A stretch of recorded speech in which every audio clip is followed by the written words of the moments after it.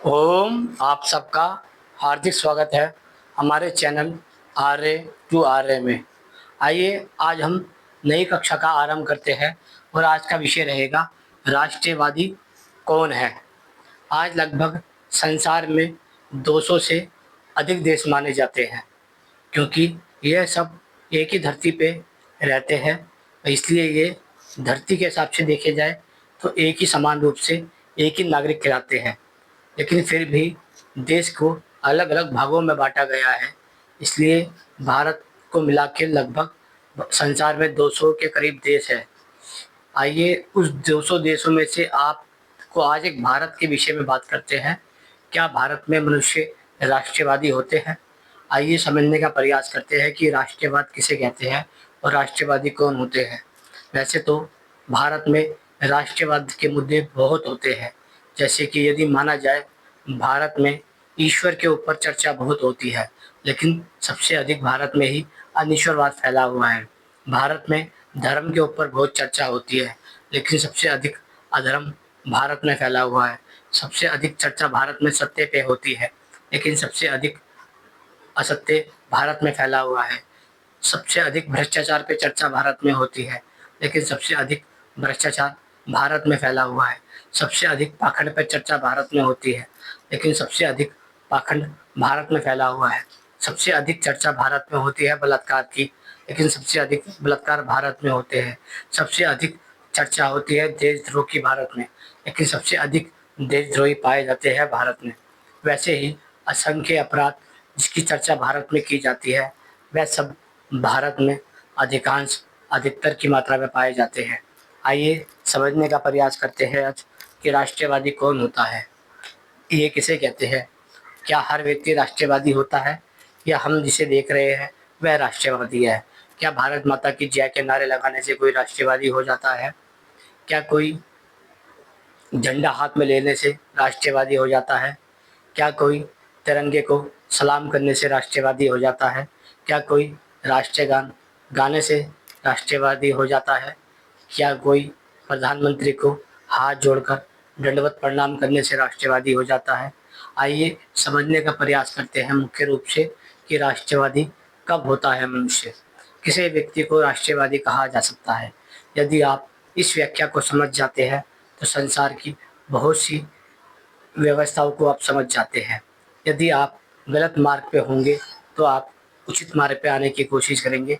यदि आप उचित मार्ग पे होंगे तो आप वहीं पर दृढ़पूर्वक रहने की कोशिश करेंगे। आइए समझते हैं मुख्य रूप से। जो व्यक्ति या जो समाज अपने राष्ट्रीय चिन्हों का सम्मान करता है, केवल वही व्यक्ति राष्ट्रवादी होता है। अर्थात जो व्यक्ति अपने राष्ट्र का, राष्ट्रीय चिन्हों का, अपने राष्ट्र की इकाइयों का सम्मान करता है, केवल वही राष्ट्रवादी कहलाता है। आइए इसको समझने का प्रयास करते हैं। पहला, भारत का संविधान। जिस भारत के नीति नियम कायदे की हम बात करते हैं वह भारत का संविधान है, जिसमें हमारे नीति नियम कायदे लिखे हुए हैं।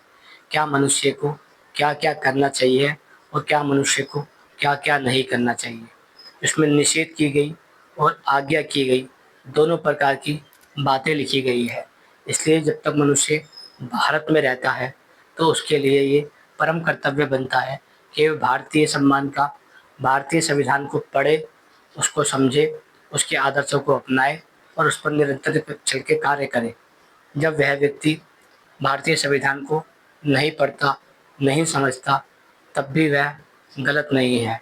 लेकिन जब वह उसकी अवहेलना करता है, उसकी निंदा करता है, उसका विरोध करता है, तब वह राष्ट्र विरोधी हो जाता है।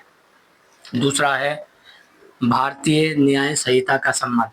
अर्थात संविधान में जो नीति नियम कायदे बनाए गए हैं उसके अनुसार एक भारतीय न्याय संहिता होती है।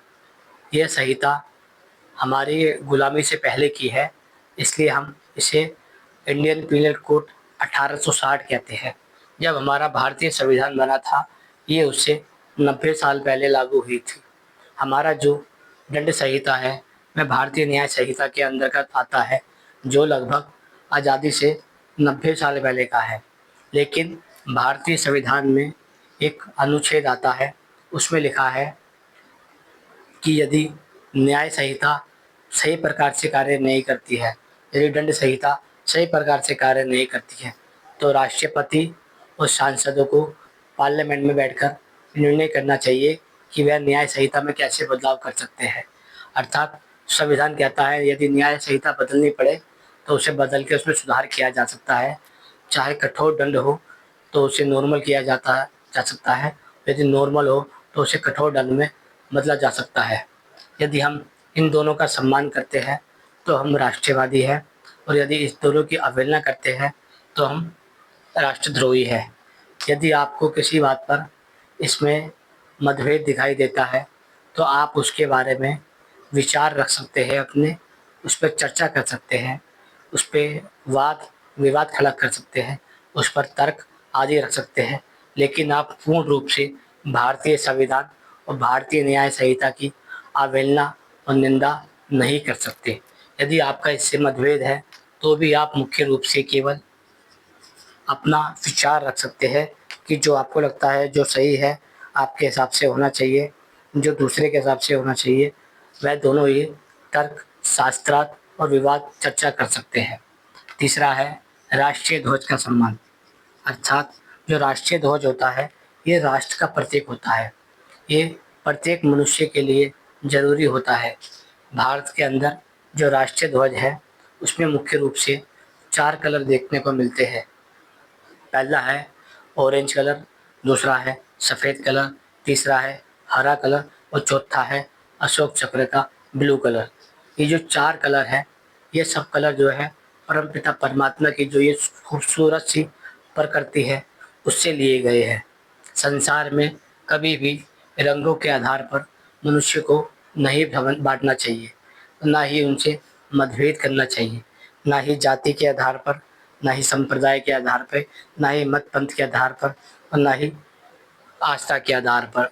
यदि हम भारतीय हैं तो हमें ये बात समझनी चाहिए मूल रूप से कि हम भारतीय हैं तो हम भारत के साथ खड़े हुए हैं। और यदि कोई व्यक्ति भारत का द्रोह करता है, यदि भारत की राष्ट्रीय चिन्हों का अपमान करता है, भारत की खुफिया एजेंसियों का पर्दाफाश करता है, यदि कोई व्यक्ति भारत के साथ कदम से कदम मिला के नहीं चलता है तो वह राष्ट्रद्रोही है और उनको समूल नष्ट कर देना चाहिए।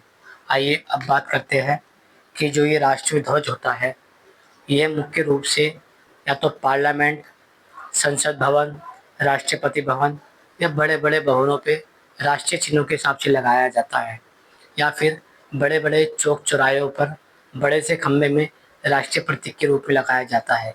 राष्ट्रीय चिन्ह का सम्मान करना मुख्य रूप से राष्ट्र में बैठी हुई सरकार का दायित्व होता है। लेकिन यदि आप राष्ट्रीय चिन्ह बनाकर सरकार में समाज में बेचते हैं तो भी आप राष्ट्रद्रोही है, क्योंकि राष्ट्रीय चिन्हों को बेचना भी एक प्रकार से कानूनन अपराध होता है। इसलिए जब हम कहते हैं कि हम 10-10 रुपये में कानून के हिसाब से 10-10 रुपये में झंडे को बेच रहे हैं, तो जो बेचा हुआ झंडा है वह अगले दिन रोड पर मिलता है, जिससे कि आप अपने ही राष्ट्रीय चिन्ह का अपमान करते हैं। इसलिए राष्ट्रीय चिन्ह ध्वज को बेचना भी अपराध होता है, राष्ट्रद्रोह में आता है। अब आता है राष्ट्र के अन्य प्रतीक, जैसे कि आपने देखा होगा अभी बीच में अशोक स्तंभ जो होता है उसका जो निचला भाग होता है इसमें 4 शेर बने होते हैं, जिसे हमने अपनी मुद्राओं पर भी अंकित किया हुआ है, या फिर बहुत सी सरकारी संस्थाओं में हमने मुद्रित किया हुआ है। हमें उसका सम्मान करना चाहिए और उसका आदर करना चाहिए, वह राष्ट्र का प्रतीक है। अभी लगभग सभी के सभी लोगों का मानना यही है कि जो राष्ट्रीय प्रतीक होते हैं ये मूलतः राष्ट्र के लोगों के इकाइयों के लिए होते हैं। वह इसका सम्मान करें, सत्कार करें और उसको विनयपूर्वक स्वीकार करें। इसको बेचना कानूनन अपराध होता है और राष्ट्रद्रोह भी होता है। लेकिन हमारा व्यापार सिस्टम ऐसा है कि हम सारी चीज़ें ऐसी करते हैं जिससे केवल हमें व्यापार दिखाई दे। आइए बात करते हैं इसके बाद। राष्ट्र की मुख्य इकाई होती है व्यक्ति। भारत का जो प्रत्येक मनुष्य है वह राष्ट्र की मुख्य इकाई है, लेकिन वह व्यक्ति समाज के लिए और राष्ट्र के लिए शुभ सोचने वाला होना चाहिए। उसकी निष्ठा भारत के प्रति होनी चाहिए, उसकी निष्ठा भारतीय संविधान के प्रति होनी चाहिए, उसकी निष्ठा भारतीय संहिता के प्रति होनी चाहिए। लेकिन यदि वह व्यक्ति भारतीय न्याय संहिता, भारतीय संविधान संहिता और भारतीय नागरिक के प्रति निष्ठावान नहीं है, सम्मानवान नहीं है और स्नेहवान नहीं है, तो वह व्यक्ति निश्चित रूप से समझिए कभी भी राष्ट्र का भला नहीं कर सकता। यदि हम प्रत्येक मनुष्य की छोटी एक इकाई जिसे हम व्यक्ति कहते हैं, उस व्यक्ति का सम्मान नहीं करते हैं, उस व्यक्ति को आदर नहीं देते हैं, उस व्यक्ति से स्नेह नहीं करते हैं, तो हम कभी भी राष्ट्रवादी नहीं हो सकते। ये केवल हम राष्ट्रवादी का मुखौटा ओढ़ लेते हैं, लेकिन हम केवल राष्ट्रवादी नहीं होते। इसलिए राष्ट्रवाद की सबसे छोटी इकाई होती है व्यक्ति। हमें व्यक्ति को समझना चाहिए और विचार करना चाहिए। उसके बाद आते हैं समाज के सुधारक, अर्थात जिन लोगों ने समाज में अपनी मुख्य भूमिका निभाई है, हमें उनको भी अपने आदर के रूप में, सम्मान के रूप में समझना चाहिए। उनके प्रतीकों को बेचना नहीं चाहिए। उनकी निष्ठापूर्वक, प्रेमपूर्वक, स्नेहपूर्वक और सम्मानपूर्वक आदर सत्कार करना चाहिए। लेकिन यदि आप उनकी प्रतिमाओं को बनाकर समाज में बेचते हैं, तो जो आपने आज प्रतिमा बनाई है वह कल खंडित होगी और रोड पे फेंकी जाएगी। इसलिए ऐसी किसी भी प्रतिमा का बेचना भी निषेध होना चाहिए। राष्ट्र की जो मुख्य धारा होती है समाज सुधारक, ये बड़े ही अनमोल होते हैं। वह राष्ट्र के लिए ही कार्य करते हैं। वह जीवन भर अपना राष्ट्र को दे देते हैं। वह बड़े भाग्यवान होते हैं जो जीवन अपना राष्ट्र को समर्पित कर देते हैं। राष्ट्रवाद के बाद, समाज सुधारक के बाद आते हैं क्रांतिकारी। ऐसे लोग जो अपने राष्ट्र के लिए तन मन धन से पूरी सहायता करते हैं, उन समाज सुधारकों की क्रांति के रूप में, सुधारकों के रूप में, कार्यकर्ताओं के रूप में, जो लोग राष्ट्र हित के लिए सब कुछ करना चाहते हैं। यदि हम क्रांतिकारियों की बात करें, तो क्रांतिकारियों के जो फोटो लगभग होते हैं उनको भी बेचना एक अपराध होता है। उसका सम्मान सरकार के द्वारा व्यक्तिगत रूप से नहीं, सामाजिक रूप से होना चाहिए। सरकार ही उन लोगों को आगे की ओर ढकेले जो समाज सुधारक थे, जो क्रांतिकारी थे, जिससे कि नई पीढ़ियों को समझ आए कि वह समाज सुधारक और वह क्रांतिकारी भारत के लिए क्या क्या भूमिका निभा के गए हैं। जब ये बात राष्ट्रवादी सरकार ना कर पाए, तब उन्हें समझ लेना चाहिए कि वह राष्ट्रवादी नहीं है, केवल दोगली सरकार है और वह मुकुट ओढ़ के बैठी है। अब आता है राष्ट्र की मुख्य पहचान संस्कृति। प्रत्येक मनुष्य की अपनी संस्कृति होती है, जैसे समझने का प्रयास करते हैं। यदि हम भारत की संस्कृति की बात की जाए, तो भारत में मुख्य रूप से ऋषियों की संस्कृति लागू है। ऋषियों की संस्कृति को ही वैदिक संस्कृति कहा जाता है और वैदिक संस्कृति को ही ईश्वरीय संस्कृति कहा जाता है। भारत में यदि हम एकमात्र संस्कृति की बात करें, तो भारत में वैदिक संस्कृति को ही संस्कृति माना जाता है। लेकिन जब हम देखते हैं समाज में जो गुरु परंपराएं आ रही है, आचार्य परंपरा आ रही है, धर्म गुरु बने बैठे हैं, वह लोग राष्ट्र की जो मुख्य संस्कृति है वैदिक संस्कृति, उसके विपरीत है 90 से 99% लोग। यदि हम बात करें उन राष्ट्रवादी पहचानों की जो हमें वेद की संस्कृति से मिलती है, वेद की मान्यताओं से मिलती है, यदि वेद की उन संस्कृति, उन मान्यताओं के आधार पर भारत के लोगों की समीक्षा की जाए, तो भारत में लगभग 80 से 85% लोग संस्कृति के विरोधी निकलेंगे, संस्कृति के अपमान करने वाले निकलेंगे, संस्कृति के समाप्त करने वाले निकलेंगे। इसलिए भारत की जो राष्ट्रवादी संस्कृति है वह वैदिक संस्कृति है, जिनको हमारे ही धर्म गुरुओं ने नष्ट किया है। चाहे वह मूर्ति पूजा के रूप में हो, चाहे वह शराब के रूप में हो, चाहे वह मांसाहार के रूप में हो, चाहे वह उसकी मान्यताओं को खंडित करने के रूप में हो, चाहे वह अलग अलग प्रकार से क्यों ना हो।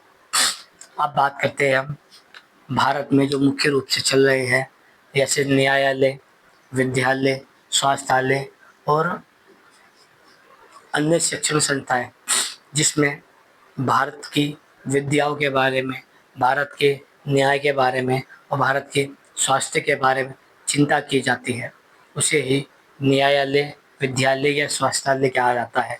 लेकिन हमें देखना चाहिए कि जो भारत का न्यायालय है, क्या उसमें न्याय हो रहा है या अन्याय हो रहा है। यदि उसमें न्याय हो रहा है तो वह न्यायालय है, और यदि उसमें अन्याय हो रहा है तो वह अन्यायालय बन चुका है। तो जो उसमें लोग बैठे हुए हैं उन्हें खींचना चाहिए और उन्हें नष्ट कर देना चाहिए। वैसे ही जो विद्यालय होते हैं, विद्यालय में हमें ध्यान करना चाहिए कि वहाँ पर जो लोग बैठे हुए हैं वह बच्चों को मानवता सिखा रहे हैं या नहीं। यदि वह बच्चों को मानवता नहीं सिखा रहे हैं तो उनको निकालना चाहिए और उन अध्यापकों को भी नष्ट कर देना चाहिए। अब आता है स्वास्थ्यालय। स्वास्थ्यालय में हमें ये देखना चाहिए, क्या जो स्वास्थ्यालय में लोग बैठे हैं, क्या वो लोगों के स्वास्थ्य का लाभ कर रहे हैं। यदि लगता है कि वह लाभ कर रहे हैं तो ठीक है, यदि वह लाभ नहीं कर रहे हैं तो उनको बाहर निकालना चाहिए और नष्ट कर देना चाहिए। अब आता है हमारे समाज की मुख्य इकाई, व्यक्ति के बाद भारतीय राष्ट्रीय सैनिक। जो राष्ट्रीय सैनिक होते हैं वह भारत की सुरक्षा दीवारों पर खड़े होते हैं, जो अनेक देशों से आपकी रक्षा करते हैं। वह चाहते हैं कि आप घर में रहे, सुरक्षित रहे, सम्मानित रहे और सुखपूर्वक अपने राष्ट्र की भूमिका की रक्षा करें। इसलिए वे आपके लिए दिन रात खड़े होते हैं। सैनिकों की सम्मान करना ही मुख्य रूप से देखा जाए तो ये एक सम्मान होता है। यदि कोई व्यक्ति सैनिक का अपमान करता है तो वह भी एक प्रकार से राष्ट्रद्रोही होता है। यदि हम इन सब चीज़ों को समझ जाते हैं तब हम बात करते हैं मुख्य रूप से भारत की उस व्यवस्था की जिससे भारत की संस्कृति का जुड़ाव होता है। जैसे यदि मनुष्य की बात की जाए, इन सब चीज़ों को मनुष्य तब धारण कर सकता है जब वह मनुष्य स्वयं न्यायकारी, सत्यवादी और परोपकारी हो। वह धर्म को जानने वाला हो, सत्य न्याय प्रिय हो और वह जैसा अपने लिए चाहता है वैसे ही अन्य के लिए चाहता हो। आइए बात करते हैं कि भारत में वह क्या व्यवस्था है जिसके कारण हम धीरे धीरे पतन की ओर जाए जा रहे हैं। सर्वप्रथम है नशाखोरी। नशाखोरी को सरकार ने सरकारी मान्यता प्राप्त की हुई है, जबकि देखा जाए तो नशाखोरी एक समाज के, एक राष्ट्र के लिए मूल रूप से जहर का काम करती है।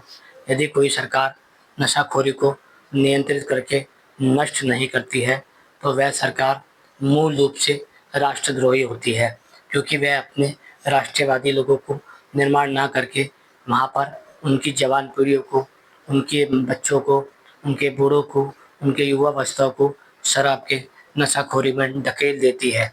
जब हम समझते हैं कि जो सरकारी मान्यता प्राप्त है, जिन्हें हम सरकारी ठेके कहते हैं, सरकारी मधुशालाएँ कहते हैं, सरकारी ये सब कहते हैं, तो हमें समझ लेना चाहिए कि वह सरकार जो नशाखोरी करा रही है वह मूल रूप से राष्ट्र विरोधी है।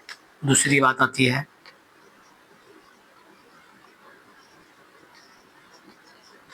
वेश्यावृत्ति की। यदि किसी समाज की, किसी राष्ट्र की स्त्रियां वेश्यावृत्ति करती है तो यह वे उस समाज पर, उस राष्ट्र पर एक रूप से कलंक होता है।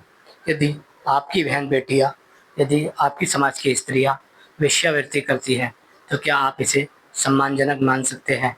उसी प्रकार यदि आपकी राष्ट्र की बहन बेटियां, आपके धर्म की बहन बेटियां, आपके समाज की बहन बेटियां वेश्यावृत्ति कर रही है, जिन्हें सरकारी मान्यता प्राप्त है, तो वह आप समझ सकते हैं कि राष्ट्रवादी नहीं, राष्ट्रद्रोही होता है।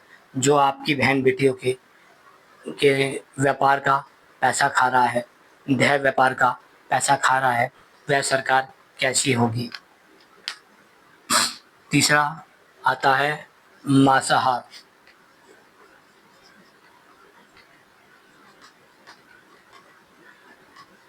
पशु हत्या। संसार में पशु हत्या एक बड़ी हत्या के रूप में गिनती जाती है। यदि मान लीजिए किसी भी सरकार का या किसी भी देश का, किसी भी समाज का, किसी भी व्यक्ति का यदि धन पूछा जाए तो कहा जाता है कि पशुधन ही उसका मुख्य धन होता है। यदि हम भारत की बात करें तो भारत में नशाखोरी को सरकारी मान्यता प्राप्त है, वेश्यावृत्ति को सरकारी मान्यता प्राप्त है, पशु हत्या को सरकारी मान्यता प्राप्त है।